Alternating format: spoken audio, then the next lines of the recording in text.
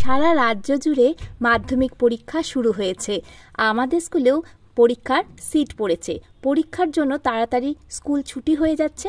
আর school ছুটির পরে এদিন গেছিলাম মায়ের কাছে, গিয়ে দেখলাম বাবা বেশ অনেকটা পরিমাণে সজনের ফুল এনেছে। এখন বাজারে সজনের ফুল পাওয়া যায় খুব ভালোই। এটাই কিন্তু ফুল খাওয়ার সময়, আর কদিন পরেই ফুলের ডাঁটা চলে আসবে।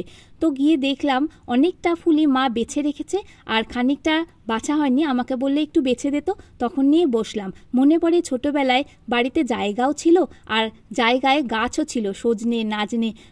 সকালবেলায় উঠে দেখতাম গাছের নিচে কত ফুল, সেগুলোকে কুড়িয়ে পরিষ্কার করে রান্না করা হতো। আর এখন বাড়িতে জায়গাও নেই, আর গাছপালা তো দূরস্ত, কারোর বাড়িতেই প্রায় নেই। দু একটা গাছপালা যা আছে সেখান থেকেই সবাই ভেঙে চুরে ফুল টুল নিয়ে আসে।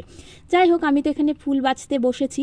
বাছতে বসে দেখলাম কুঁড়ি সার, দেখো কত কুঁড়ি। আমাদের সময় আমরা শুধু ফুলই খেতাম, আর এখন বাজারে যেগুলো পাওয়া যায় কুঁড়ি ভরসা, সবই কুঁড়ি। তা এদিন আবার দেখলাম বাবা যেগুলো এনেছে বেশ কয়েকটা ফুল রয়েছে, আর সেই ফুলের মধ্যে বেশ খানিকটা ডাঁটাও হয়ে গেছে। ডাঁটাগুলোকে কিন্তু আমরা ফেলি না, সেগুলোকেও নিয়ে নিই। দেখো, এই দেখো কি সুন্দর ছোট্ট ডাঁটা, যত ছোটই হোক না কেন একটা ডাঁটাও আমরা ফেলি না, সব কটা নিয়ে নিই।